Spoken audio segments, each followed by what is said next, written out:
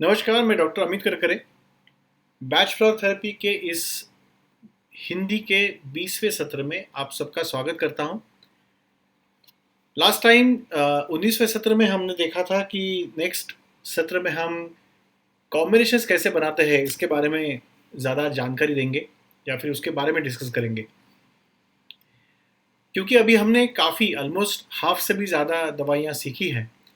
तो मुझे लगता है कि काफ़ी बार लोगों के अभी सवाल आने लगे हैं कि इस सिचुएशन में क्या कॉम्बिनेशन का यूज़ हो सकता है, या फिर इस घटना के लिए, या फिर इस किसी ज़िंदगी के किसी पड़ाव पे कौन सा कॉम्बिनेशन का यूज़ हो सकता है। जैसे किसी ने मुझे पूछा था कि मेनोपॉज में लेडीज़ को काफ़ी तकलीफ़ें होती है इमोशनल लेवल पे कई बार, तो मेनोपॉज में क्या देना चाहिए, या फिर कोई अगर नई नई किसी को बच्चा हुआ है तो कोई उसको उस वक्त कौन कौन सा कॉम्बिनेशन रहना चाहिए, एग्ज़ाम्स के लिए कौन सा कॉम्बिनेशन रहना चाहिए, ये भी पूछते हैं लोग। या फिर एडिक्शन के लिए कौन सा कॉम्बिनेशन होना चाहिए। कोई अगर नई बहू घर में आई है तो वो नई बहू को कौन कौन सा रेमेडीज़ सूट करते हैं या फिर उसमें यूज़ हो सकते हैं। सो काफ़ी सारे लोग काफ़ी सारे कॉम्बिनेशंस पूछ रहे थे, व्हाट्सएप पे पूछ रहे थे, कमेंट सेक्शन में पूछ रहे थे। तो मेरी ये हमेशा ये मेरी स्टाइल रही है सीखने की कि मैं कंसेप्चुअली सीखना कोशिश करता हूँ। मुझे प्रोसेस सीखना ज़्यादा पसंद है instead of directly getting answers. ये आंसर कैसे आ गए, इसका अगर हमने प्रोसेस सीख लिया, जैसे वो एक अंग्रेजी में कहावत है कि if you give a person a fish then his hunger will be satisfied for that particular day. But if you teach that person how to catch a fish, then he will never remain hungry throughout his life. मुझे लगता है कि as a teacher या फिर as अ mentor या फिर as a friend who is actually teaching you certain things from my own experience, when I'm sharing my experience, आपको readymade दवाइयों के नाम देने से अच्छा है कि वो दवाइयों के नाम मुझे कैसे सूझे, मैंने कैसे उन दवाइयों के नामों पे मैं आ गया। तो वो अगर मैंने आपको सिखा दिया, वो प्रोसेस अगर मैंने सिखा दी, तो वो प्रोसेस आप कहीं पे भी अप्लाई करके कौन से भी सिचुएशन में आप कॉम्बिनेशन ढूंढ सकते हो। वो अगर मैंने नहीं किया, डायरेक्टली कॉम्बिनेशन दे दिया, तो इसकी आदत लग जाएगी कि कुछ ज़रूरत पड़ी तो इनको पूछिए और ये बता देते हैं। सो मुझे प्रोसेस सिखाने में ज़्यादा आपको प्रोसेस सिखाने में ज़्यादा मुझे इंटरेस्ट है। सो हम वो प्रोसेस सीखेंगे। मैं पूना का रहने वाला हूँ और पूना के लोग उनकी एक खासियत है कि अगर उनको आपने कुछ क्वेश्चन पूछा तो सही या फिर सीधा जवाब नहीं मिलेगा, कुछ टेढ़ा मिलेगा या फिर उल्टा आपको भी एक सवाल मिलेगा। सो ये हमारी खासियत है, ये हमारी विशेषता है। सो उस विशेषता को चलाते हुए आपको मैं आंसर्स नहीं दूंगा, मैं आपको सवाल पूछता रहूँगा, लेकिन वो सवाल ऐसे रहेंगे जिससे आपको जिससे कुछ चर्चा होगी, जिससे कुछ समुद्र मंथन हो जाएगा, जिससे कुछ आप सोचेंगे, मैं सोचूंगा, और उन सवालों के जवाब ढूंढते ढूंढते हमें अपने प्रोसेस के भी जवाब मिल जाएंगे। तो ये उसके पीछे का इंटेंशन है। तो जब से हमने सीखना शुरू कर दिया है, तब से ये स्लाइड मैं बार बार लगातार बीच बीच में आपको दिखाता आ रहा हूँ। ये हमारी ये हमारी एक इननेट टेंडेंसी है, सिर्फ आपकी नहीं, मेरी भी है, कि जब भी पेशेंट कुछ बोलना शुरू कर देता है, मैं यूजुअली उसके कोर इश्यूज ढूंढता रहता हूँ, और एक बार वो ढूंढ लिया तो मैं सिर्फ उसका नाम दवाई को लिख देता हूँ कि सिरेटो देना है। सो मुझे बाद में याद आता है कि उसका प्रॉब्लम क्या था। सो पहले मैं प्रॉब्लम ढूंढता हूँ, उसके बाद रेमेडीज़ का नाम ढूंढता हूँ, फिर भी रेमेडी का नाम काफ़ी बार लिखना हो जाता है। सो ये हर एक की हैबिट रहती है कि कोई भी कुछ भी बोले, इमीडिएटली रेमेडीज़ पे छलांग लगाना, लेकिन कई बार वो घातक हो सकता है। कई बार हम प्री मैच्योरली किसी रेमेडी पे आ जाते हैं और दूसरी जो रेमेडीज़ है उसके बारे में विचार भी नहीं करते। सो आप इंडिकेशंस पे ध्यान दीजिए और किस चीज़ के लिए हमें दवाई देनी है उस पर ध्यान दीजिए, दवाइयाँ अपनी आप आ जाएगी। जैसे वो पुराने ज़माने में जो ट्रिक्सीज रहते थे ना कि किसी भगवान को आपने उसके बारे में आपने कुछ ये कर दिया, आपने उनकी तपस्या कर दी और फिर वो एकदम प्रकट हो जाते थे। वैसे ही है कि आपको आपको सिर्फ सोचना है कि कौन सी चीज़ें हमें कम करनी है, कौन सी चीज़ें बढ़ानी है, तो रेमेडीज़ के नाम अपने आप प्रकट हो जाएंगे, अपने आप आपके मन में ही प्रकट हो जाएंगे। और वही होता है अभी जब पेशेंट कोई मुझसे बोलता है तो I just go on thinking कि इसमें क्या कम करना है और इसमें क्या ऐड करना है, इसकी ज़िंदगी में क्या कम है जिसको मुझे ऐड करना है, या फिर इसकी ज़िंदगी में क्या ज़्यादा हो गया है इसके लिए इसको प्रॉब्लम्स है जिसको मुझे थोड़ा सा कम करना पड़ेगा, और या फिर उसको थोड़ा सा रिप्लेस करना पड़ेगा किसी और चीज़ से ताकि इसकी ज़िंदगी में कुछ अच्छा बन पाए।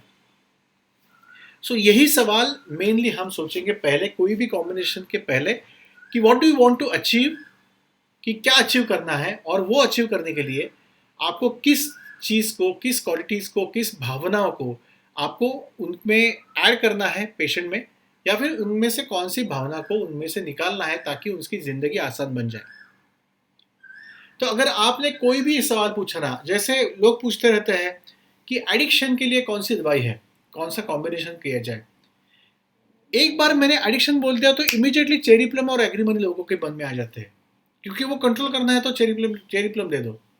चेरी प्लम है दवाई एडिक्शन के लिए, लेकिन एडिक्शन जब हमें निकालना है किसी भी व्यक्ति का, तो वो एडिक्शन में क्यों गया, वो उसको वो एडिक्शन क्यों बार बार वहाँ जाना चाहता है, इसका अगर हमने विचार किया तो फिर क्या कम करना है, क्या बढ़ाना है, और उसकी ज़िंदगी में क्या कमी है जिसको हमें फुलफ़िल किया तो अपने आप एडिक्शन कम हो जाएगा। इसकी अगर हम बात करें तो फिर वो उसको वहाँ से बाहर निकालना, फिर वो बैच फॉर रेमेडीज़ देके हो या फिर रैशनल थिंकिंग देके हो या फिर काउंसलिंग करके हो या फिर और कुछ करके हो, वो निकालना आसान हो जाएगा। पहले हमें प्लान करना चाहिए और उसके बाद वो कहाँ वैसे कहाँ कैसे वहाँ पहुँचना है वो उसके बाद में हम सोच सकते हैं।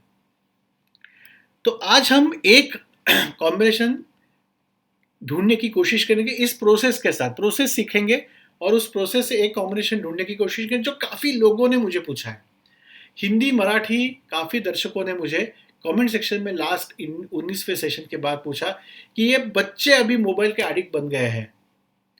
सिर्फ बच्चे भी नहीं, हम भी एडिक्ट बन गए हैं, और ये लॉकडाउन ने 2 सालों में हम सबको मोबाइल का एडिक्ट बना दिया है। तो उसका क्या हल बना, उसका क्या हल होगा, उसको कैसे कौन सी दवाई देके इस एडिक्शन को हम बिल्कुल जड़ से निकाल सकते हैं, तो आज हम उस पर बात करेंगे। लेकिन जैसे मैंने आपको कहा कि मैं जवाब नहीं देता, मैं आपको सवाल पूछता रहूँगा। सो हमें ये सोचना है 2 मिनट तक अभी आगे कि आपको अगर एडिक्शन अपने आप में या फिर दूसरों में कम करना है तो पहले क्या चीज़ें बढ़ानी होगी और क्या चीज़ें कम करनी होगी, तो फिर एडिक्शन वो कम हो जाएगा या फिर एडिक्शन को हम ट्रीट कर सकते हैं। एक बार आपने वो सोच लिया तो दवाइयाँ मैंने जैसे कहा कि अवतीर्ण हो जाएगी, वो अपने आप ऊपर उभर के आ जाएगी। तो थोड़ा सोचिए उसके बारे में कि अगर मोबाइल एडिक्शन कम करना है तो क्या बढ़ाना है और क्या कम करना है।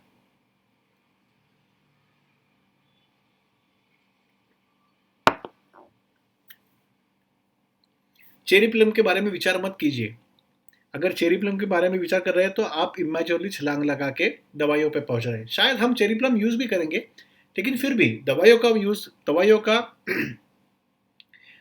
बारे में सोचिए मत। पहले पहले ये सोचिए कि हमें कौन सी चीज़ें बढ़ानी है, कौन सी चीज़ें कम करनी है। तो चलो देखते हैं। दवाइयों के नाम नहीं बताऊंगा, आपको मैं सवाल पूछता रहूंगा या फिर आपके मन में मैं सवाल डाल दूंगा। सो कौन सी चीज़ें हटानी है, पहले तो ये हैबिट और डिपेंडेंसी हटानी है। ये मोबाइल पे जो हमारी हैबिट हो गई है, मोबाइल ये डिपेंडेंसी हो गई है। मुझे याद है, आप सबको भी याद होगा कि अपने अभी अगर आपके पास आईफोन है या फिर एंड्रॉयड फ़ोन है तो उस पर एक ऐप रहता है कि आप कितने देर कितने घंटे आप मोबाइल का यूज़ करते हो।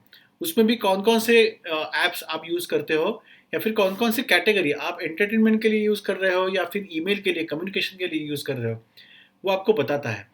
आप वो ऐप देखिए, आईफोन में तो डायरेक्टली आ जाता है। तो वो बताता है हमें कि मिनिमम हम 2 या 4 घंटों तक मोबाइल पर रहते हैं, कई बार तो 6-6 घंटे मोबाइल पर रहता है। सो वन फोर्थ समय हम अपने दिन का हम मोबाइल पे, क्या बोलते हैं, हम मोबाइल के साथ शेयर कर देते हैं। वन फोर्थ, उसमें से भी 8 घंटे तो सोना है, बचा हुआ जो टाइम है उसमें से भी अपना हमने काफ़ी समय हम मोबाइल के साथ ये करते हैं। तो ये ओवर इन्फ्लुएंस, ओवर डिपेंडेंसी और ये हैबिट बन गया है। मुझे याद है मोबाइल आया था 98 99 में। मैंने जब पहला वाला मोबाइल खरीदा वो 99 में खरीदा था। उससे पहले मोबाइल नहीं था। सोचिए उसके पहले क्या लोग मर रहे थे क्योंकि मोबाइल नहीं था। क्योंकि हम तो इतने डिपेंडेंट हो गए कि अगर मोबाइल नहीं रहा हमारे पास, हम कुछ सब्जी लेने जाते हैं और अगर मोबाइल भूल गए तो हम तड़पते रहते हैं, क्या यार मोबाइल घर पे रह गया, अभी क्या करें यार। सो जो चीज़ें फ्रेंड्स के साथ जाते हैं, घर में कोई मेहमान आते हैं, फिर भी हम बार बार लगातार बीच बीच में मोबाइल देखते रहते हैं। इतनी डिपेंडेंसी, इतनी हैबिट, इतनी ओवर इन्फ्लुएंस हो गया है मोबाइल का। हमें लगता है, एक फीलिंग है, आप ही सोचिए कि क्या ये फीलिंग जायज़ है या फिर नहीं जायज़ है। हमें लगता है कि इसको नहीं देखा तो लाइफ बिल्कुल टाइ टाइ ठिश हो जाएगी। झिंगा लाला नहीं, टाइ टाइ ठिश। मोबाइल को हाथ नहीं लगाया, मोबाइल को चेक नहीं किया, किसी का मैसेज को रिप्लाई नहीं किया, तो खत्म सब, tata goodbye, okay bye bye, वो सब हो जाएगा। क्या ये सही है? क्या ये रियली, ये जो हमारी फियर है, क्या वो सही मायने में लॉजिकल है, रियलिस्टिक है? कुछ नहीं होता ऐसे। मैं अभी 3 दिन देव दर्शन के लिए गया था। सो जो हम बरस में एक बार जाते हैं, 3 दिन हम ऐसे एरिया में थे जहाँ पे मोबाइल का नेटवर्क बिल्कुल कम था, अगर था भी तो भी व्हाट्सएप वगैरह ज़्यादा नेटवर्क कवरेज में नहीं आ रहा था। सो 3 दिनों में हार्डली 4-5 घंटे हम रेंज में रहे। जब हम हाईवे पे रहते थे तब थोड़ा सा रेंज रहता था। कुछ नहीं हुआ, अच्छी हुई हमारी, इनफैक्ट ज़्यादा अच्छा टूर हुआ हमारा, क्योंकि मोबाइल नहीं था तो हमने बातें की एक एक दूसरे के साथ। तो इनफैक्ट मोबाइल जब नहीं था तो ज़िंदगी काफ़ी गुलजार थी, काफ़ी लोग काफ़ी प्रोडक्टिव थे, काफ़ी लोग एक एक घुल मिल जाते थे। अभी हमें लगता है कि मोबाइल आने के बाद कि बिल्कुल लोग अकेले पड़ गए हैं, काफ़ी एक दूसरे के साथ कंपैरिजन करते हैं, काफ़ी इमोशनल प्रॉब्लम्स आने लगे हैं, और फिर भी हमें लगता है कि इसके बिना हमारी ज़िंदगी चलेगी नहीं। इसको नहीं देखा ज़िंदगी में, 1 घंटे में वो मोबाइल को हाथ नहीं लगाया तो शायद हम मर जाएंगे। यही प्रॉब्लम है हमारा, इसको कम करना है। तो हैबिट और डिपेंडेंसी कम करनी है, उसका जो ओवर इन्फ्लुएंस है वो कम करना है, और उसको देखने की जो अनकंट्रोलेबल चाहत है कि उसको नहीं हाथ लगाया तो ऐसा लगता है कि कुछ तड़प रहे हैं हम, उसको कम करना है, उस पर कंट्रोल लाना है। ये अगर हमने रिड्यूस कर दिया तो मोबाइल का एडिक्शन कम होने में आसानी हो जाएगी। लेकिन ये कब रिड्यूस हो सकता है? मोबाइल आपको क्या देता है? क्योंकि मोबाइल आपको एक्साइटमेंट देता है, आपको बार बार कुछ बताता है। कोई आपका पोस्ट अगर लाइक करता है, कोई कमेंट में लिखता है, जैसे कोई कमेंट मिलता है, आपके वीडियोस काफ़ी अच्छे रहते हैं, आपके वीडियोस देख के हमें अच्छा लगता है, तो I feel good. Obviously any like anybody, any normal being, I feel very good when आप काफ़ी सराहते हैं मेरे वीडियोस को, या फिर आप अच्छे कमेंट्स लिखते हैं। जब कोई फीडबैक देता है, कोई अगर इनपुट देता है, कोई अगर खामियां निकालता है आपकी, तो थोड़ा सा आप स्ट्रेस हो जाते हैं कि अरे हम गलती कर रहे हैं। ये जो भावनाएं है ना, ये जो एक्साइटमेंट है जो मोबाइल हमें देता है, उस एक्साइटमेंट के लिए हम मोबाइल को की तरफ बार बार जाते हैं कि किसी ने तो सराहा रहेगा, किसी ने तो अच्छी कमेंट की रहेगी, किसी ने तो कुछ लाइक किया रहेगा हमारा, किसी ने तो कोई तो मेरे जोक पे हंसा रहेगा। ये देखने के लिए जाते हैं, क्योंकि जब आपको लोग एक्सेप्ट करते हैं तो आपको अच्छा लगता है, और मोबाइल आपको वो एक्सेप्टेंस ज़्यादा बार आपको बार बार आपको अपॉर्चुनिटी देता है कि लोग आपको एक्सेप्ट करें। आप व्हाट्सएप पे कोई जोक पोस्ट करते हो, वो आपका नहीं रहता है, किसी और ने भेजा हुआ रहता है, लेकिन आप पोस्ट करते हो और 10 लोग अगर उस पर काफ़ी जोर जोर से हंसे तो आपको लगता है हाँ मैंने कुछ अच्छा डाला। ये जो एक्साइटमेंट आपको चाहिए, ये जो आपको पॉजिटिव फीडबैक चाहिए, वो मोबाइल से मिलता है, इसलिए बार बार हम मोबाइल की तरफ जाते हैं। अगर मोबाइल का एडिक्शन कम करना है तो ये जो पॉजिटिव फीडबैक है, ये जो एक्साइटमेंट है, वो कहीं और से हमें लेनी पड़ेगी, कहीं और से उसका स्रोत हमें देखना पड़ेगा। क्योंकि जैसे अगर किसी ने मुझे बोला कि ये पानी है कोकम का, तो ये पानी मत पियो। तो मैं बोलूँगा लेकिन कुछ तो फ्लूइड चाहिए ना अभी गर्मी में, तो पानी नहीं पीना है तो कुछ और बताइए क्या पीऊँ मैं। लेकिन पानी या फिर जल या फिर फ्लूइड्स तो जाने चाहिए अभी समर में। तो कोई अल्टरनेटिव दे दो, क्या करें? अगर मोबाइल बाजू में रखना है तो किसको पकड़ना है, क्या करना है, इसका अल्टरनेटिव दे दो। तो वो अल्टरनेटिव अगर हमने अच्छे सोच लिए, लेकिन उसके लिए हमें आजू बाजू में देखना पड़ेगा। जब लॉकडाउन था, हम बाहर नहीं जा रहे थे, तो काफ़ी लोगों ने अल्टरनेटिव ढूंढने की, खुद को कैसे बिजी रखे। तो लोगों ने रेसिपी सीखे, लोगों ने बुक्स पढ़े, लोगों ने यूट्यूब देखे, लोगों ने भाषा सीखी, लोगों ने काफ़ी कुछ किया। मेरी 10वीं स्टैंडर्ड में मेरी बेटी थी तब, जब लॉकडाउन हो रहा था। तो उसने घर के जो बेसिक जो फूड था, जैसे चपाती रहती है या फिर रोटी रहती है, राइस रहता है या फिर करी रहती है, अलग अलग अलग तरीके की सब्जियां रहती है, वो उसने सीख ली उस दौरान। और हम तो काफ़ी शुक्रगुजार है लॉकडाउन का। उसने तकलीफें काफ़ी दी, लेकिन मेरी बेटी वो सीख भी गई ना उसी दौरान, उसी की वजह से, क्योंकि काफ़ी समय था। तो अगर हमने अल्टरनेटिव दे दिया तो फिर वो एडिक्शन कम हो जाएगा। इसलिए हमें आजू बाजू में देखना पड़ेगा, खुद से बाहर आके आजू बाजू में देखना पड़ेगा, तभी ये सब हो जाएगा।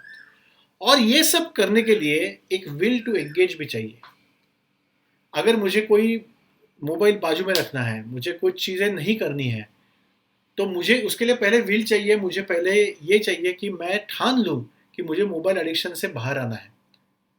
और जब तक आप नहीं ठान लेते, जब तक आप नहीं डिसाइड कर लेते, जब तक आपको ये अंदाज़ा नहीं आ जाता कि ये क्यों करना है मुझे, तब तक आपके प्रयत्नों में, आपके जो एफर्ट्स है उसमें हम्म, उतनी कन्विक्शन आप में, उतनी पावर उसमें उसमें नहीं, उतनी नहीं आ जाएगी। सो आपको पहले ये सोचना पड़ेगा, पहले आपको ये डिसाइड करना पड़ेगा कि आपको ये क्यों करना है, और तब जाके आपको बिल्कुल उसके हल मिल जाएंगे। तो ये सब चीज़ों पे अगर हमने सोचा, तो फिर कुछ रेमेडीज आपके मन में अभी आई रहेगी, अलग, थोड़ी सी अलग, चेरी प्लम से भी अलग। उन पे विचार कीजिए। शायद कुछ रेमेडीज हमारी नहीं हो गई है, नहीं उसमें, जैसे ये मैंने कहा ना बेटर अल्टरनेटिव, उसके लिए भी रेमेडी है, लेकिन वो हमारी नहीं हुई है। लेकिन अगर आप सोच सकते हो तो सोचिए।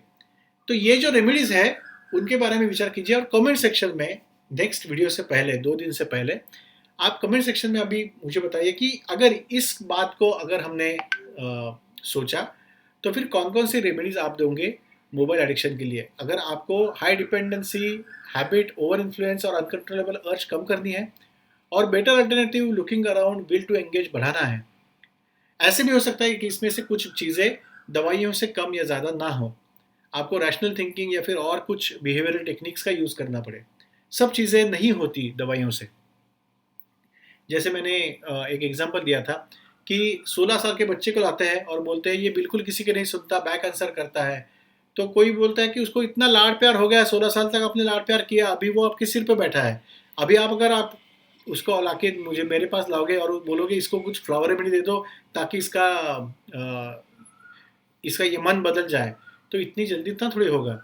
आपको भी थोड़ा सा पेरेंटिंग स्टाइल बदलना पड़ेगा, आपको भी आपके डिमांड्स बदलने पड़ेंगे, आपको भी आपका नज़रिया उसकी तरफ देखने का बदलना पड़ेगा, तो ही पूरा की पूरी इफेक्ट हो जाएगा।